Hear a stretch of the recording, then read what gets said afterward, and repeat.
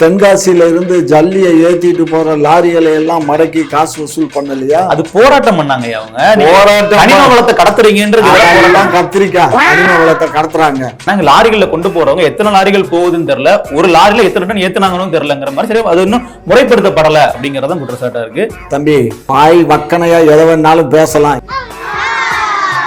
எவன் ஆட்சிக்கு வந்தாலும் என்ன பண்ணாலும் இதுதான் நடக்கும். ராம ஆண்டாலும் சரி, ராவண ஆண்டாலும் சரி, இல்ல சீமான் ஆண்டாலும் சரி, திரு ஸ்டாலின் அவர்கள் ஆண்டாலும் சரி, திமுக இதை வந்து சரி செய்ய போறது இல்லைன்னு சொல்றீங்களா நீங்க? இங்க பாரு, சரி, எங்க ஆட்சியில தான் இப்படி நடக்குதுங்கிற. இதுக்கு முன்னாடி இருந்த ஆட்சியில என்ன பண்ணாங்க? அதான் மக்கள் மாத்தி ஓட்டு போட்டாங்க. அரை லூசு, 10 வருஷமா அவனுக்கு தானே ஓட்டு போட்டு 10 வருஷமா ஆண்டான்லையா? 10 வருஷமா ஆண்டான்ல. அப்ப எல்லாம் என்னத்த போய் புடுங்குனீங்க? இப்ப மாத்தி ஓட்டு போட்டாங்க. நீங்க மாத்தி ஓட்டு போட்டா மயிரை போட்டான்னு விட்டுருக்காரு, மயிரை போட்டான்னு விட்டுருக்காரு, மயிரை போட்டான்னு விட்டுருக்காரு. இப்ப கூட சொன்னாரு, 1000 ரூபாய் என்னத்துக்கு பொம்பளை கொடுக்குறீங்க கேட்டாரா இல்லையா? அதெல்லாம் என்ன வார்த்தை? நீங்க பணமா கொடுக்க எதுக்கு? மத்தபடி வந்து மக்களுக்கு நலத்திட்டங்கள் கொண்டு வாங்கன்னு தானே சொல்றாரு அவரு. இங்க பாரு, பணமா கொடுத்தா அவங்களுக்கு தேவையானதா வாங்கிக்குவாங்க, சரியா? நாங்க ஏதாவது கொடுத்தோன்னு வச்சு, பெண்களுக்கு மிக்சின்னு ஒண்ணு கொடுத்தாங்க. அந்த மிக்சி யார் வீட்லயாவது ஓடிக்கிட்டு இருக்கா? ஃபேன் ஒண்ணு கொடுத்தாங்க, ஃபேன் ஓடிக்கிட்டு இருக்கா? ஆனா டிவி மட்டும் ஓடிக்கிட்டு இருக்கீங்க. எங்களுடைய தேவை என்னங்கிறது எங்களுக்கு தெரியும். லேப்டாப் எது கொடுக்கலைங்கிறது உனக்கு புரியாது. லேப்டாப் கொடுத்தோம்னா இந்த பயில பொட்டச்சியை பார்த்துக்கிட்டு ரசிச்சுட்டு உட்கார்ந்து இருக்காங்க. இப்ப எல்லாம் வந்து நீங்க ஒரு விஷயம் நல்லா புரிஞ்சுக்கோங்க. அதாவது தண்ணிக்குள்ள போய் மூச்சு விட்டீங்கன்னா முட்டை முட்டையா வந்துடும். அது மாதிரி இன்னைக்கு ஏதாவது தவறு பண்ணா ஒன்ன மாதிரி சீமான மாதிரி சில ஆட்கள்லாம் வந்து அதை எய்த்து பேசுறதுக்கு ஆட்கள் இருக்கீங்க. இப்போ நடைமுறையில சாத்தியம் இல்லைன்னு ஒரு பக்கம் சொன்னாலுமே கிட்டத்தட்ட இவ்வளவு பேர் உள்ள வராங்க, நீங்க ஒத்துக்கிறீங்க. அப்ப அவர்களை நீங்க கட்டுப்படுத்துறது என்ன நீங்க முடிவு எடுத்துருக்கீங்க? எதுக்கு இன்னைக்கு இங்க இருக்க வேலை பார்த்தா அவன் எதுக்கு அங்க வர்றான்? இங்க இருக்கிற சோம்பேறி பயிலா இருக்கானே. மிஸ்டர் பப்ளிக் நேயர்களுக்கு வணக்கம். இன்று நாம் சந்திக்க இருக்கும் சிறப்பு விருந்தினர் தமிழ்நாடு நாயுடு பேரவை தலைவர் மற்றும் திமுகவினுடைய ஆதரவாளர் திரு காமாட்சி நாயுடு அவர்கள். சார் வணக்கம். வணக்கம் சார். சமீபத்தில் ஒரு செய்தி, உத்தரகாண்ட் மாநிலத்தில் இருந்து 4000 பெண்களை தமிழ்நாட்டை கொண்டு வந்து பணியமர்த்துறதுக்கு திட்டமிட்டிருக்காங்க. டாடா குழுமம், ஓசூர்ல இயங்கக்கூடிய மின்னணு எந்திரம் உற்பத்தி பண்ற குழுமம். ஸோ இதை வந்து தமிழக அரசு எந்த விதமான ஒரு எதிர்ப்பும் தெரிவிக்காம இதை வந்து அனுமதிக்கிறாங்களே, ஏன்? இதனால இங்க உள்ளவங்களோட வேலை வாய்ப்பு பாதிக்கப்படுது இல்லையா பெரிய அளவுல? அதாவது மொத்தம் அந்த டாடா குழுமத்தினுடைய பணியாளருடைய எண்ணிக்கை என்னன்னு தெரியுமா உங்களுக்கு? சொல்லுங்க, ஏதாவது தெரியுமா? ஆனா ஏற்கனவே 2022லயும் இதே மாதிரி வெளியிருந்து கூட்டம் தாங்கன்ற தெரியும், ஜார்க்கண்ட்ல இருந்து. அதுதான் கண்ணு, ஜார்க்கண்ட்ல இருந்து வந்தாங்க. இப்போ உத்தரகாண்ட்ல இருந்து கூப்பிடுறாங்க. வாஸ்தவம் தான். இங்க அந்த பணியை செய்யறதுக்கு அதிகப்படியான ஆட்கள் கிடைக்கல, லேபர். இவங்க எல்லாம் ஸ்கில்டு லேபர்ஸ், அது கிடைக்கல. ஆனாலும் நம்ம கம்பல்சரியாக 70% நம்மளுடைய தமிழ்நாட்டை சேர்ந்தவங்களுக்கு தான் அப்பாயின்மெண்ட் கொடுக்கணுங்கிறதா நம்மளுடைய சட்டம். அப்படின்னு ஜீவோ எதுவுமே பாஸ் பண்ணலங்கிறது சீமான் அவர்களுடைய குற்றச்சாட்டாக இருக்கு. இல்லை, ஜீவோ போடலையே தவிர ஓரல் இன்ஸ்ட்ரக்ஷன்ஸ் நம்ம கொடுத்துருக்கோம். ஃபர்ஸ்ட் ப்ரிஃபரன்ஸ் தமிழ்நாடு தான் கொடுக்கணும், அதற்கப்புறம் தான் பிற மாநிலங்களுக்கு கொடுக்கணும் அப்படிங்கிறதான் நம்மளுடைய கவர்மெண்ட்டுடைய பாலிசியே. அதுதான் பாலிசி. ஓகே, நீங்க சொல்லுங்க, சட்டம் ஏற்றப்படல. இப்போ கர்நாடகா எடுத்துக்கிட்டீங்க அப்படின்னா கர்நாடகாவில் வேலை வாய்ப்பு கடற்களுக்கு அப்படிங்கிற ஒரு அங்க ஒரு முழக்கமே இருக்கு. அந்த அரசாங்கமே வந்து ஜீவோ பாஸ் பண்ணிருக்காங்க. அது மாதிரி தமிழ்நாட்டில் பாஸ் பண்ணல. ஜீவோ பாஸ் பண்ணிருக்காங்க யார் சொன்னா? நாம் தமிழர் கட்சியினர் வந்து பெரிய அளவில் சொல்றாங்க கர்நாடகாவில் பண்ணிருக்காங்க. அது மாதிரி எங்க தமிழ்நாட்டில் தம்பி, பொய்யிலேயே பிறந்து பொய்யிலே வளர்ந்த திரு சீமான் அவர்களை இங்கு இழுக்க வேண்டாம்.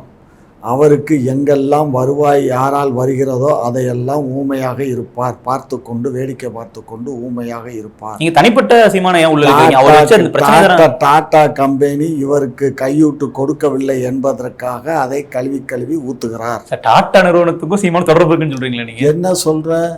இன்றைக்கு சீமான் எப்படி அரசியல் பண்றாருன்னு தெரியுமா உங்களுக்கு? இங்க இருக்கக்கூடிய எல்லா கார்பரேட் கம்பெனிகளும் அவருக்கு கை நிறைய அள்ளி கொடுப்பதால் தான் அரசியல். தேர்தல் பாண்ட் எல்லாம் சொல்றாங்களே, அது வந்து திமுக தானே அள்ளி கொடுக்குறாங்க. திமுக பாண்டு அள்ளி கொடுத்தது ஒரே ஒரு நபர், அவர் எங்களுக்கு கொடுத்தார், சரியா? அவர் அவ்வளவுதான். 600 கோடி கிட்ட நீங்க வாங்கிருக்கீங்க. 600 கோடி வாங்கியிருக்கோம். 525 530 கோடியை வந்து கொடுத்திருக்கார். யார் கொடுத்திருக்கா? மார்டின் அவர்கள் கொடுத்திருக்கார். அதே மாதிரி ஒன்றிய அரசுக்கு எவ்வளோ கொடுத்துருக்கார்? 1400 கோடி ஒன்றிய அரசுக்கு கொடுத்துருக்கிறார். சரியா? இதுதான் அவர் ஒன்றிய அரசுக்கு அவ்வளவு கொடுத்து எங்களுக்கு கிள்ளி. நீங்க கார்பரேட் கிட்ட இருந்து சீமான் அவர்கள் காசு வாங்குறான்னு சொல்றீங்க இல்லையா? அதை நான் கேட்கிறேன். திமுக தானே தேர்தல் நிதி மூலம் வாங்குறாங்க அப்படின்னு சொல்றேன் நான். சட்டப்பூர்வமா வாங்கினது நாங்க, சட்டத்துக்கு அப்பாற்பட்டு வாங்குறது திரு சீமான் அவர்கள். சீமானுக்கு ஏன் கொடுக்குறாங்க அவங்க? ஏன் கொடுக்குறாங்கன்னா தயாரால் பண்ணாமல் இருக்கணும், கம்பெனி சுமூத்தாக வேலை செய்யணும். ஏற்கனவே கடந்த ஒரு 6 மாதத்துக்கு முன்னாடி கிருஷ்ணகிரி அங்கே ஹோசூரில் போய் தயாரால் நடந்துச்சா இல்லையா? கேட் வாசல்ல நடந்ததா நடக்கலையா? அப்புறம் இங்கேருந்து கேரளாவில் இதில் நம்ம தென்காசியில இருந்து ஜல்லியை ஏற்றிட்டு போகிற லாரிகளை எல்லாம் மடக்கி காசு வசூல் பண்ணலையா? அது போராட்டம் பண்ணாங்க அவங்க. போராட்டம், கனிம வளத்தை கடத்துறீங்கன்றது. கத்திரிக்காய் கனிம வளத்தை கடத்துறாங்க. கனிம வளம் எங்க தயாராகுது? தயார் பண்ணாம தான் மலையை உடைச்சு எடுக்கிறோம். மலையை உடைச்சு எடுக்கிறோம். அது சில ஐடென்டிஃபை பண்ணியிருக்காங்க கவர்மெண்ட் இந்த இடத்துல. அமைச்சர்கள் அப்படி சொல்லலையே. இப்போ வந்து அவங்க என்ன சொல்றாங்கன்னா, இது வந்து ஒன்றிய அரசினுடைய கட்டுப்பாட்டுல இருக்குன்னு சொல்றாங்க. அங்கெல்லாம் நீங்க கை காட்டி விடுறீங்க. எதை? இந்த மாதிரி வந்து மலைகள் எல்லாம் உடைச்சு கொண்டு போறாங்க அப்படின்னாக்க இதெல்லாமே வந்து தடுக்க வேண்டியது ஒன்றிய அரசு அப்படின்லாம் சொல்லி கை காட்டுறீங்க. மனோ தங்கராஜ் திமுக அமைச்சர் அவர் தான் சொல்றாரு. இல்ல கண்ணா, அது எதுக்குன்னு கேட்டீங்கன்னா, அதாவது கேரளால வந்து மத்திய அரசினுடைய ஒரு ப்ராஜெக்ட் நடக்குது. விழிஞ்சம் துறைமுகம் நடந்தது. அதான் அந்த துறைமுகம் ஒரு ப்ராஜெக்ட் நடக்குது. அதுக்கு அவங்க வந்து ஆந்திரா இதுல வந்து நியரஸ்ட் எங்கேயும் கிடையாது. யாருக்கு? கேரளால நியரஸ்ட் கிடையாது. அங்க இல்லாத மலைகளா? மலை இருக்கலாங்கன்னு கோரி இருக்கணும். அதாவது என்னன்னு கேட்டீங்கன்னா, எல்லா மலைகள்லையும் வந்து கோரி இருக்காது. இப்ப தமிழ்நாட்டுல எடுத்துக்கிட்டீங்கன்னு சொன்னா எங்களுடைய கொடைக்கானல் கிராமம் இருக்குல்ல, சுற்றி மலைகள் தான். மேற்கு தொடர்ச்சி மலை இருக்கு இல்லையா? மேற்கு தொடர்ச்சி மலையில் எங்கே கிரைனேட் இருக்குன்னு பார்க்குறீங்க? மேலூருக்கு பக்கத்தில் கிரைனேட் எடுக்குது மேலே வளவில். அதில் தான் அந்த வீடுகளுக்கெல்லாம் பதிக்கிற கல் தயார் பண்ணாங்க. அந்த பிஆர்பிங்கிற ஒரு யூனிட் இருந்தாங்க. அதை இப்போ மறுபடியும் இது பண்ணி இப்போ மறுபடியும் வேலை நடந்துகிட்ருக்கு. அந்த இடத்துல தான் கல் எடுக்க முடியுது. அதை விட்டாச்சுன்னு சொன்னாக்க அங்கே எனக்கு தெரிஞ்சு இங்கே நம்ம இதுக்கு பக்கத்தில் கல்லுப்பட்டி பக்கத்தில் ஒரு கிரசர் இருக்கு. அது அவ்வளோதான். ஒரு இல்லை, நீங்கள் சொல்றது என்ன சொல்றாங்கன்னா, இப்போ தமிழ்நாட்டு மாநில சொந்தமான வளங்கள் பிற மாநிலங்களுக்கு கொள்ளை போகிறது, இதற்கு தமிழக அரசு உடந்தையாக இருக்கிறது தான் குற்றச்சாட்டு. தமிழக அரசு உடந்தையாக இருக்குது அப்படின்னா, ஒரு பொருளை விற்கிறோம் அப்படின்னா அந்த பொருளை வாங்கிட்டு போகக்கூடாதுன்னு சட்டம் எவன் போட முடியாது. இப்போ இங்கே தயார் பண்ணுற பொருள் வந்து நம்ம வந்து வெளி மாநிலத்தில் சேல்ஸ் பண்ணக்கூடாதுன்னு சொன்னால், இன்னைக்கு ஈரோட்டில் இருக்கக்கூடிய இந்த ஹேண்ட்லூம்ஸு கிளாத்துகளும் அதே மாதிரி அங்கே இருக்கக்கூடிய மஞ்சள் போன்ற பொருள்கள் எல்லாம் இன்றைக்கு மொத்தமாக இன்னைக்கு வாங்குறது எல்லாம் நம்ம மார்வாடிஸ் தான் வாங்குறாங்க. நீங்கள் சொல்கிறது வந்து தொழில், அது வேற. இது வந்து இயற்கை வளம். ஒரு தடவை நீங்கள் எடுத்துட்டீங்க அப்படின்னா திருப்பி உற்பத்தி ஆகாது இல்லையா? நான் என்ன சொல்கிறேன், அதை ஒரு என்னத்துக்கு திரும்ப உற்பத்தி பண்ணணும்? மலைகள் இல்லைன்னா மழையே வராதுன்றாங்களே. எவன் சொன்னா? இயற்கை உண்மைதானே இது? உங்களுக்கு பாருக்கண்ண, அவ்வளவு தூரத்துக்கு மலையில உடைச்சு இங்க எடுக்கிறதுக்கு ஒன்றும் கிடையாது. தென்காசி கோரி எனக்கு தெரிஞ்சு நானும் அங்கே ஜல்லி எடுத்து தான் நான் அங்கே வேலை பார்த்தேன். புரியுதுங்களா? அது கிட்டத்தட்ட எனக்கு நான் வேலை பார்த்ததே இப்போ 35-40 வருஷம் ஆயிடுச்சு. 40 வருஷத்துக்கு முன்னாடி இருந்தே அந்த கோரி அங்கே செயல்பட்டுக்கிட்டு தான் இருக்குது. புரியுதுங்களா? அதே மாதிரி இதில் நாகர்கோவிலில் ஒரு கோரி இருக்குது. அந்த கோரி, இந்த ரெண்டு கோரி தான். நாகர்கோவிலுங்கிறது வேற, தென்காசிங்கிறது வேற. இந்த 2 கோரி தான் அந்த ஏரியாலே இருக்கு. வேற எங்கேயும் அங்கே கோரி கிடையாது. அப்ப அங்க எடுக்கிற ஜல்லி தான் ரோடு போடுறோம், அங்க எடுக்கிற ஜல்லி தான் வீடு கட்டுறோம். அதான் எதிர்க்கவே இல்லை. நம்ம மாநிலங்கள் நீங்க பயன்படுத்திக்கோங்க, தப்பு இல்லை. நீங்க பிற மாநிலங்களை கடத்தி கொண்டு போறீங்கன்றதான் குற்றம். கடத்தல் என்பது தவறான வார்த்தை, புனையப்பட்ட வார்த்தை. அது கடத்தல் என்பது இல்லை. நம்ம வந்து நான் தான் சொல்றேன், அதுக்கு சென்ட்ரல் ஹெச்எஸ் டியூட்டி கட்டி போற பொருளுக்கு பேர் தான் கடத்தல். புரியுதா? இது கடத்தல் இல்லை. அரசாங்கம் அதுக்கு தடை உத்தரவு மாநில அரசு மத்திய அரசு போட்டா தான் தடை உத்தரவு. தடை உத்தரவு இருக்கிறத கொண்டுட்டு போய் கடத்திட்டு போனாதான் அதுக்கு பேர். என்ன சொல்றாங்கன்னா, ஒரு குறிப்பிட்ட டன்னா கொண்டு போகணுன்றது விதிமுறைகள் இருக்கு. ஆனா லாரிகள்ல கொண்டு போறவங்க எத்தனை லாரிகள் போகுதுன்னு தெரியல, ஒரு லாரில எத்தனை டன் ஏத்துனாங்கன்னு தெரியலங்கிற மாதிரி. சரி, அது இன்னும் முறைப்படுத்தப்படல அப்படிங்கறதான் குற்றச்சாட்டா இருக்கு. தம்பி, வாய் வக்கனையா எதை வேணாலும் பேசலாம். எவன் ஆட்சிக்கு வந்தாலும் என்ன பண்ணாலும் இதுதான் நடக்கும். ராம ஆண்டாலும் சரி, ராவண ஆண்டாலும் சரி, இல்ல சீமான் ஆண்டாலும் சரி, திரு ஸ்டாலின் அவர்கள் ஆண்டாலும் சரி, திமுக இதை சரி செய்ய போறது இல்லைன்னு சொல்றீங்களா நீங்க? இங்க பாரு, சரி, எங்க ஆட்சியில தான் இப்படி நடக்குதுங்கிற. இதுக்கு முன்னாடி இருந்த ஆட்சியில என்ன பண்ணாங்க? அதான் மக்கள் மாத்தி ஓட்டு போட்டாங்க. அரை லூசு. 10 வருஷமா அவனுக்கு தானே ஓட்டு போட்டு 10 வருஷமா ஆண்டான்லையா? 10 வருஷமா ஆண்டான்ல, அப்ப எல்லாம் என்னத்த போய் புடுங்குனீங்க? இப்ப மாத்தி ஓட்டு போட்டாங்க, நீங்க மாத்தி ஓட்டு போட்டா மயிரை போட்டான்னு இருக்க. யாரு ஓட்டு போட்டா? எங்க மக்கள் எங்களுக்கு போட்டாங்க. நீங்க யாரு எங்களுக்கு ஓட்டு போட்டா? அதே மக்கள் தான் போராடுறாங்க. அதே மக்கள் எங்களுக்கு போட்டாங்கல்ல. ஓட்டு போட்ட மக்கள் யாருக்கும் எங்களுக்கு போராட மாட்டாங்க. அரசு நியாயத்தை தான் செய்யணும், அவங்களுக்கு தெரியும். அரசு கூடியது தவறு என்பது அவர்களுக்கு இல்ல, எங்களுக்கு வாக்களிச்ச மக்களுக்கு நல்லாவே தெரியும். இப்ப கூட சொன்னாரு, 1000 ரூபாய் என்னத்துக்கு பொம்பளைகளுக்கு கொடுக்குறீங்க கேட்டாரா இல்லையா? அதெல்லாம் என்ன வார்த்தை? நீங்க பணமா கொடுக்க எதுக்கு? மத்தபடி மக்களுக்கு நலத்திட்டங்கள் கொண்டு வாங்கன்னு தானே சொல்றாரு அவரு. இங்க பாரு, பணமா கொடுத்தா அவங்களுக்கு தேவையானதா வாங்கிக்குவாங்க, சரியா? நாங்க ஏதாவது கொடுத்தான்னு வச்சு, பெண்களுக்கு மிக்சின்னு ஒண்ணு கொடுத்தாங்க. அந்த மிக்சி யாரு வீட்லயாவது ஓடிக்கிட்டு இருக்கா? ஃபேன் ஒண்ணு கொடுத்தாங்க, ஃபேன் ஓடிக்கிட்டு இருக்கா? ஆனா டிவி மட்டும் ஓடிக்கிட்டு இருக்குன்னு சொல்றீங்களா? டிவி ஓடிக்கிட்டு இருக்குன்னா அதெல்லாம் இப்ப மாறி, இப்ப எல்லாம் அவரு சொல்றாரு. இங்க பாரு, டிவி கொடுத்து கிட்டத்தட்ட 20 வருஷம் ஆயிப்போச்சு. சும்மா இந்த மக்கனை எல்லாம் பேசக்கூடாது. 20 வருஷம் ஆச்சுல டிவி கொடுத்து. 20 வருஷத்துல சில வீடுகள்ல இருக்கு, 1-2 வீடுகள்ல இருக்கு. 20 வருஷத்துல எப்படி இருக்கும்? நீங்க இது மாதிரி 1000 ரூபாய் கொடுக்கறதுனால தானே லேப்டாப் கொடுக்கறதுலாம் நிதி இல்லாம போகுது. அப்ப நீங்க அதுதானே வேணான்றாரு. ஏன் நீங்க லேப்டாப் கொடுக்கறது ஒரு முட்டாள்தனமான ஒரு செயல். ஏன்னா படிக்கிற பசங்களுக்கு லேப்டாப் கொடுக்கறத அவங்க பெற்றோர்கள் வாங்கி கொடுப்பாங்க.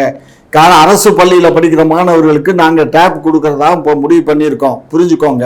50,000 ரூபாய் கொடுத்து லேப்டாப் வாங்குறது எத்தனை பேரால முடியும்? 50,000 ரூபாய் நீ எந்த காலத்துல இருக்க? அங்க கொடுத்த லேப்டாப் எல்லாம் 6,500 ரூபாய் 7,000 ரூபாய் தான். அது கவர்மெண்ட் கொடுக்கறதுனாலதான் கம்மியா இருக்கு. நீங்க நார்மலா கடையில போய் வாங்குனீங்கன்னா அவ்வளவு காஸ்ட்லி. கடையில போய் வாங்கினா 1.5 லட்சத்துக்கு கூட தான் லேப்டாப் இருக்கு. அதுக்காக 1.5 லட்சம் லேப்டாப் அந்த பசங்க. அதனால நான் மீடியமும் ரேஞ்ச் சொன்னேன், 40,000 50,000. தம்பி அதெல்லாம் கிடையாது கண்ணு. லேப்டாப் வாங்குறதுனா நீங்க ஹோல்சேல்ல வாங்கினாக்கா வெறும் ஹோல்சேல் அப்படி சொல்லலைங்கய்யா. நடுத்தர மக்கள் கவர்மெண்ட் லேப்டாப் கொடுக்காம இவங்களே வெளியிட்டு வாங்கினாங்கன்னா இவ்வளவு செலவாகுது இல்ல. நீங்க மாசம் கொடுக்குற 1000 ரூபாய் பெருசா சொல்றீங்க, ஆனா மக்களுக்கு மிகப்பெரிய அளவுல பயனளிக்கக்கூடிய லேப்டாப் ஏன் நிப்பாட்டினீங்கன்னு தான் கேள்வி. அது எங்க இஷ்டம், நீ யாரு கேட்க? மக்களுடைய தேவை கருதி நீங்க கொடுக்கணும். மக்களுடைய தேவை என்னங்கிறது எங்களுக்கு தெரியும். லேப்டாப் எது கொடுக்கலைங்கிறது உனக்கு புரியாது. லேப்டாப் கொடுத்தோம்னா இந்த பயில பொட்டச்சியை பார்த்துக்கிட்டு ரசிச்சுட்டு உட்கார்ந்து இருக்காங்க. படிக்க மாட்டேங்கிறான். டேப் கொடுத்தாக்க டேப்ல அவ்வளவு ஒன்றும் பெருசா வராது. இதுலதான் பெருசா படங்கள்லாம் வரும், நெட் கனெக்ஷன்லாம் வரும், புரிஞ்சுக்கோ. நெட் கனெக்ஷன் இருக்குது. நெட் கனெக்ஷன் இருக்கிறதுனால அவனுக்கு லேப்டாப்ல யூஸ் பண்றான். இந்த டேப்ல அவங்களுக்கு கல்விக்கு தகுந்த மாத்திரம் நாங்க போட்டு கொடுக்குறோம், புரிஞ்சுக்கோ. வேற எதுவும் அதுல வராது. அதாவது 9th ஸ்டாண்டர்ட்னா 9th ஸ்டாண்டர்டுக்கு தேவையான அந்த பாடங்களை பற்றும் அதுல இது பண்ணி கொடுக்குறோம். சரி, சரியா? நீங்க ஸ்பை ஜூஸ்னு ஒண்ணு கேள்விப்பட்டிருக்கீங்களா? அந்த கம்பெனியை மூடிட்டாங்க சொல்ல போனா. ஆமா மூடிட்டான். அந்த 5 ஜூஸ்ல என்ன பண்ணுவான், இத்தனை வயசு வரலையும் உள்ள குழந்தைகளுக்கு இந்த வயசுக்கு அதைத்தான், அது மட்டும்தான் அதுல தெரியும், வேற எதுவும் தெரியாது. அது மாதிரிதான் இது பாட புத்தகம் மாதிரி. அது மட்டும் தான் காரணமா இல்ல அம்மா லேப்டாப்ன்ற பேரை மறைக்கணும்ன்றதா? போய் அம்மா நொம்மான்னுகிட்டு என்ன அம்மா, என்ன அம்மா லேப்டாப் கொடுத்தீங்கன்னா அந்த கிரெடிட்ஸ் ஜெயலலிதா அவர்களுக்கு போயிருன்றதுக்காக நீங்க பண்ணிருக்கீங்க. ஜெயலலிதா அம்மாவுக்கு அந்த கிரெடிட் போகாது. அந்த அம்மா ஆட்சி காலத்துல பண்ணாங்க, ஊழல் அதிகமா பண்ணாங்க. அந்த ஊழலினுடைய ஊத்துக்கண்டு தான் இப்ப வெளியில எட்ட வெளிச்சம் கொடுத்தா ஊழல், டேப் கொடுத்தா முன்னேற்றம். ஆமா, டேப் சீப்பஸ்ட் காஸ்ட் இல்ல, ஊர் அறிஞ்ச விஷயம் இல்ல. இப்ப எல்லாம் நீங்க ஒரு விஷயம் நல்லா புரிஞ்சுக்கோங்க. அதாவது தண்ணிக்குள்ள போய் மூச்சு விட்டீங்கன்னா முட்டை முட்டையா வந்துடும். அது மாதிரி இன்னைக்கு ஏதாவது தவறு பண்ணா ஒன்ன மாதிரி சீமான மாதிரி சில ஆட்கள்லாம் அதை எய்த்து பேசுறதுக்கு ஆட்கள் இருக்கீங்க. அதனால நாங்களும் அதுக்கேற்ற மாதிரி நீங்க சமாளிச்சு பேசணும். சமாளிச்சு பேசுறோம்னு சொல்லாதீங்க.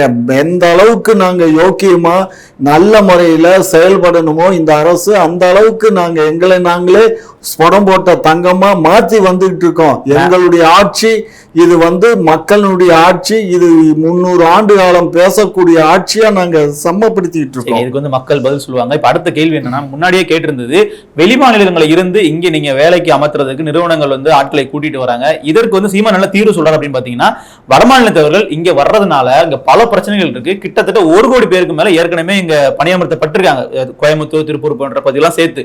இப்படி நீங்க அங்கிருந்து கொண்டு வந்துட்டே இருந்தீங்கன்னா ஒரு நாள் அரசியலை தீர்மானிப்பது அவர்களாக ஆகிவிடுவார்கள் அப்படின்றாரு. இந்த கூட்டணி எப்படி பாக்குறீங்க? அதுக்கு என்ன பண்ணலாம்? இது அவரே சொல்றாரு, உள் நுழைவு சீட்டு கொண்டு வாங்க, இன்னர் பெர்மிட் கொண்டு வாங்க. இன்னர் பெர்மிட் கொண்டு வந்துட்டா கொண்டு வந்துட்டு அவங்க யாருன்னு நமக்கு தெரியும், ஒரு டேட்டா பேஸ் இருக்கும், அவங்களோட கவுண்ட் தெரியும், எத்தனை பேர் வந்து வாக்கு பதிச்சுட்டு வாங்கியிருக்காங்கன்னு தெரியும், அவங்களை நம்ம கண்ட்ரோல் வைக்க முடியுன்றது. இவரு வாயில நொட்டிட்டு போயிடுவாரு. அதை எவ்வளவு நடைமுறைப்படுத்தணும், எவ்வளவு செய்யணுங்கிறது தெரியுமா உங்களுக்கு? சொல்லுங்க கேட்போம். ஒரு நாளை குறைந்தபட்சம் ஒரு 4000 பேர் வந்து இறங்கிக்கிட்டே இருக்கான். சென்ட்ரல் ரயில்வே ஸ்டேஷனுக்கு போய் பாருங்க, எம்ஜிஆர் ரயில்வே ஸ்டேஷனுக்கு எல்லா ட்ரெயின்லயும் கூட்டு கும்மலா வந்துட்டு இருக்கான். இவனுக்கு பூரா நம்ம எடுத்து இவனை பூரா ஒழுங்கு பண்ணி இவனை சார்ட் ரெடி பண்ணி கையெழுத்தை வாங்கி அவன் ரேகையை ப்ரூவ் பண்ணி எல்லாத்தையும் பதிவு பண்றதுக்கு ஒரு ஆளுக்கு குறைஞ்சது 1 மணி நேரம் ஆயிரும். கிட்டத்தட்ட 2000 பேர் 3000 பேர் ஒரு நாளைக்கு வந்துட்டு இருக்கான்னா எத்தனை மணி நேரம், எத்தனை லட்சம் பேர் வேலை செய்யணும்? என்ன விளையாட்டா? ஏன்னா ஏர்போர்ட்ல ஒரு ஃபிளைட்டுக்கு நிக்கிறவன் கூட அவன் டிக்கெட்டை வாங்கியிருப்பான், பாஸ்போர்ட் கையில இருக்கும், அவனே ஒரு கியூ நிற்பான். அதுவே ஃபிளைட் ஏறுறதுக்கு முன்னாடி 2 மணி நேரத்துக்கு முன்னாடி போனா தான் அதே சார்ட் அவுட் பண்ண முடியும், ஒரு 300 பேர் போறதுக்கு. நடைமுறையில் சாத்தியம் இல்லைன்னு சொல்றீங்க. நடைமுறை சாத்தியம் இல்லாதானே அந்த மனுஷன் பேசுறாரு. இப்போ நடைமுறையில சாத்தியம் இல்லைன்னு ஒரு பக்கம் சொன்னாலுமே கிட்டத்தட்ட இவ்வளவு பேர் உள்ள வராங்க, நீங்க ஒத்துக்கிறீங்க. அப்ப அவர்களை நீங்க கட்டுப்படுத்துறது என்ன நீங்க முடிவு எடுத்துருக்கீங்க? எதுக்கு இன்னைக்கு இங்க இருக்க வேலை பார்த்தா அவன் எதுக்கு அங்க வர்றான்? இங்க இருக்கிற போது சோம்பேறி பயிலா இருக்கானே. ஐயா, இப்ப நீங்க சொன்ன வார்த்தை தெளிவா கவனிச்சுக்கோங்க. கம்மி சம்பளத்துக்கு வேலை பாக்குறாங்கன்றதுக்காக அவங்க இங்க இருந்து வர்றாங்க. கம்மியான சம்பளத்துக்கும் வேலை பார்க்கிறான், அதிகப்படியான வேலையும் பார்க்கிறான். சரியா? இங்க பாரு, 8 மணி நேரங்கிறதா அவன் 10 மணி நேரம் 12 மணி நேரம். அது உழைப்பு சுரண்டல். இங்க பாரு, உழைப்பு சுரண்டல். அவனுக்கு பசி, அவன் பாக்குறான். இங்க பாரு, 8 மணி நேரத்துக்கு மேல 4 மணி நேரம் தான் எக்ஸ்ட்ரா சம்பளம். ஓட்டி சம்பளம் கொடுக்கறதே கிடையாது. அதெல்லாம் ஓட்டி சம்பளம் கொடுக்கலன்னா எவனும் பார்க்க மாட்டான். பைத்தியக்காரனா? அதெல்லாம் அந்த காலம். இப்ப எல்லாம் கண்ணு இந்த இதெல்லாம் அவன் நேரடியா இங்க வந்து எவனும் அப்பாயின்மெண்ட் ஆவறது இல்ல தங்கம். எல்லாமே ஏஜென்ட் வந்து இங்க கம்பெனிக்கு 100 பேர் அனுப்பிச்சிருக்கோம்னா எத்தனை அவருக்கு வந்திருக்கான், என்ன பாரு, எத்தனை அவர் வேலை பார்க்கறான் அப்படிங்கறதெல்லாம் அவன் பயோடாட்டா எடுத்துருவான். அவனுக்கு அவன் வாங்கிக்கிறான் ரூபா. அவன் மூலியமா தான் இவனுக்கு சம்பளம் போகும். அதனால நீ நினைக்கிற மாதிரி இல்ல. திரு சீமான் அவர்களுக்கு வந்து எப்படியாவது எங்க அரசை வந்து ஒரு தவறான ஒரு கண்ணோட்டத்துல பார்க்கணும். அதாவது இது சீமான் மட்டுமல்ல கண்ணு, உன்னை போன்ற சில ஊடகவியாளர்களும் இந்த மாதிரிதான் நினைக்கிறீங்க. திராவிட முன்னேற்ற கழகத்தினுடைய ஆட்சி எப்பொழுதெல்லாம் தமிழகத்துல வருதோ அப்பெல்லாம் எங்களை பற்றி தவறான செய்திகளை பரப்புரை செய்கிறதா உங்களுடைய கடமையிலும் கடமையா இருக்குது. ஐயா, இப்ப இன்னொரு கேள்வி ஒண்ணு கேட்கறேன் பாருங்க. கிட்டத்தட்ட தமிழ்நாடு ஒரு முன்னேறிய மாநிலம் மற்ற மாநிலங்களை ஒப்பிடும் பொழுது இல்லைங்களா? அப்ப இங்க இருக்கிறவங்க இயல்பாவே சம்பளம் அதிகமா வாங்கக்கூடியவங்க தான். இப்ப நீங்க என்ன பண்றீங்க அப்படின்னா, வெளியே இருந்து ஆளுங்க அதிகமா இங்க வர்றதுனால அவர்கள் தமிழ்நாட்டையே பின்னோக்கி கொண்டு போறாங்க. பழைய சம்பளத்துக்கு தமிழர்கள் மீண்டும் தள்ளப்படுறாங்க. ஏன்னா அவங்களுக்கு நம்ம போட்டி போட வேண்டியிருக்குல்ல. நம்ம அந்த வேலையை பார்க்கல அப்படின்னா வடமாநிலத்தை வந்து பாத்துருவாங்க. அப்ப நம்ம சம்பளத்தை குறைப்போன்னு தமிழர்கள் தங்களுடைய வாழ்வாதாரத்தை குறுக்கக்கூடிய சூழல் ஏற்படுதா இல்லையா? இது ஒரு நல்ல ஒரு நியாயமான கேள்வி. தம்பி, கேள்வி நியாயம்தான், ஆனா அயோக்கியத்தனமான கேள்வி. என்னன்னு கேளு. நான் முத கான்ட்ராக்ட் ஒர்க் எடுக்கும்போது கொத்தனார் சம்பளம் 13 ரூபா. எப்போ? 77 78 77 கொத்தனார் சம்பளம் 13 ரூபா 14 ரூபா. சரியா? பெரிய மேஸ்திரியா இருந்தா 14 ரூபா, சின்ன மேஸ்திரியா இருந்தா 13 ரூபா 12 ரூபா. இந்த 3 கேட்டகரி. சித்தாளுக்கு சம்பளம் 6 ரூபா, நிமிந்தாளுக்கு சம்பளம் 8 ரூபா. சரியா? இதுதான் நான் கான்ட்ராக்ட் எடுக்கும்போது நான் 75 இருந்து 78 80 94 நான் க்ளோஸ் பண்ணும்போது இதுதான் சம்பளம். இதுல கொஞ்சம் 1-2 கூடி இருக்கும், அவ்வளவுதான். 15-16 ரூபாய்க்கு மேல சம்பளமே நான் கொடுக்கல. அதே மாதிரி ஒரு லோடு மணல் சுகர் மாதிரி இருக்கும் கையில அள்ளுனா, அது 2 யூனிட் மணல் வந்து வெறும் 225 ரூபாய். வெறும் எவ்வளோ? 2 யூனிட் மணல் 225 ரூபாய்க்கு நான் தான் வாங்கி பல வாட்டர் டேங்குகளை இப்போ 240 கோடி ரூபாய்க்கு உள்ள டெண்டருக்கு வேலை பார்த்துருக்கேன். அப்ப எத்தனை ஆயிரம் பேர் என்கிட்ட வேலை பார்த்துருப்பாங்க, எப்படி எல்லாம் வேலை நடந்துருக்கு. சொல்ல வர்றது என்னன்னா, அன்னைக்கு வெறும் 15 ரூபா 12 ரூபா 15 ரூபா வேலை பார்த்தோம். கொத்தனார் சம்பளம் இன்னைக்கு 1500 ரூபாய். 1200 ரூபாயில இருந்து 1500 ரூபாய் இருக்கு. 1500 ரூபாய் சம்பளம். சித்தாளுக்கு அன்னைக்கு 6 ரூபாய் சம்பளம், இன்னைக்கு அந்த அவங்களுக்கு 800 ரூபாயில இருந்து 900 ரூபாய் வரலையும் அவங்களுக்கு. நிம்தாளுக்கு சம்பளம் 1000 ரூபாய்க்கு மேல, 1000 ரூபாய் 1200 ரூபாய் வாங்குறான். இவன் வாங்கினாலும் காலையில 10 மணிக்கு தான் வேலைக்கு வருவான். இவன் 10 மணிக்கு வந்து ஒரு 30 தட்டு மணலை அளந்து போட்டு அல்லது மணலை 2 பேர் கூடி சலிச்சு அந்த மணலை ரெடி பண்ணி அதில் வந்து சிமெண்ட்டை போட்டு ஒரு முறை சிமெண்ட்டை அவுத்து போட்டு அதை கலக்கி அதை கொத்தனாருக்கு கொண்டு போய் கொடுக்கணும் பூசுறதுக்கு. அப்படி கொடுக்கும்போது 10 மணிக்கு வந்து இவன் வேலையை தொடங்கி கிட்டத்தட்ட அதுல ஒரு 1 மணி நேரம் ஆயிடும். குறைஞ்சபட்சம் நான் சொல்றேன் 1 மணி நேரம் ஆயிடும். 11 மணி ஆயிடும். 11 மணிக்கு Tea break. கொத்தனார் டீ பிரேக். அதான் 11 மணிக்கு கொத்தனார் வேலையை பார்த்தாருன்னா கிட்டத்தட்ட ஒரு சதுரம் கூட பூசியிருக்க மாட்டார், ஒரு 1/4 சதுரம் பூசியிருப்பாரு. பூசின உடனே டீ டைம் வந்துடும். சரியா? எல்லாரும் வந்து ஒன்று கூடி டீ சாப்பிடுவோம். அதில் ஒரு 20 நிமிஷம் போயிடும். அந்த 20 நிமிஷத்துக்கு அப்புறம் ஒரு தம் அடிப்பான், இல்லை யூரினல் போவான், ஒரு 1/2 மணி நேரம் போயிடும். திரும்ப வந்து வேலையை எடுத்தால் ஒரு சதுரம் தான் பூசுவோம். லஞ்ச் பிரேக் எடுத்து லஞ்ச் பிரேக் ஆகிடும். 1 மணிக்கு 1:30 போனான்னா கரெக்டாக 1 மணி நேரம் 2:30 வரமாட்டான். அங்கனக்குள்ளேயே படுத்துருவான். படுத்துட்டு 3 மணிக்கு தான் வருவான். 2:30 வர வேண்டிய 1:30 போனான்னா 2:30 வரணும். ஆனால் 3 மணிக்கு தான் வருவான்.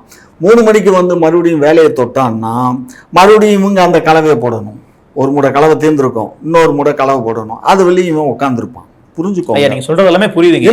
இல்லை இருங்க சொல்லிடுறேன். அது மறுபடியும் கலவை போட்டோன்னே அது 3:30 மணிக்கு வந்து இவன் வேலையை தொடங்குவான். 3:30 வேலை தொடங்கணுன்னா 5:30 மணிக்கோட நிப்பாட்டிடுவான். கலவை போடாதேன்னு சொல்லிடுவான் சித்தாள்கிட்ட. சரியா?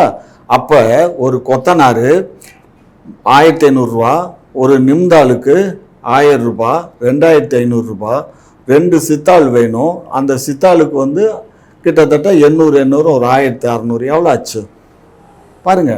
ஏன் நீங்க தொகை அதிகமாக இதுக்கண்ணு ஒரு சதுரம் பூசுறதுக்கு இவ்வளோன்னா, இதே இது வந்து வடக்கர்ஸு ஒரு சதுரம் கான்ட்ராக்ட் இதை பூசிடுங்கன்னு சொன்னா அவனுக்கு நம்ம கொடுக்கறது ஒரு சதுரத்துக்கு வெறும் 1500 ரூபாய் தான்.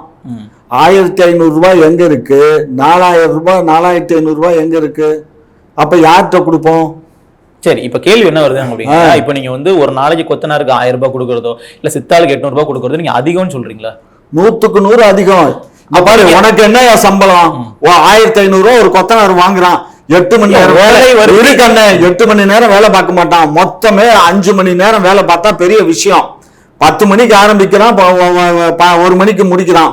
அதுல இடையில ஒரு 1/2 மணி நேரம் போயிடுது. அப்ப எத்தனை மணி நேரம் ஆகுது? சாயந்தரம் மறுபடியும் 2 மணிக்கு அவன் கணக்குப்படியே வச்சா 2 மணிக்கு வர்றான். 1/2 மணி நேரம் கட்டி போயிடுவான். 5:30 மணிக்கு கை கழுவிடுவான். அப்ப என்ன எத்தனை டோட்டல் ஹவர்ஸ் என்ன ஆகுது பாரு. ஐயா, அதாவது 8 மணி நேரம் நிச்சயமா நீங்க வேலை வாங்கலாம், உங்களுக்கு தப்பு இல்ல. இப்ப கேள்வி என்ன வருதுன்னா, 8 மணி நேரம் பார்க்க மாட்டாங்க வந்து 8 மணி நேரம் வேலை வாங்க இயலாது. அவன் வந்து வேலை பார்க்கறது 5ல இருந்து 6 மணி நேரம் தான் ஒரு நாளைக்கு.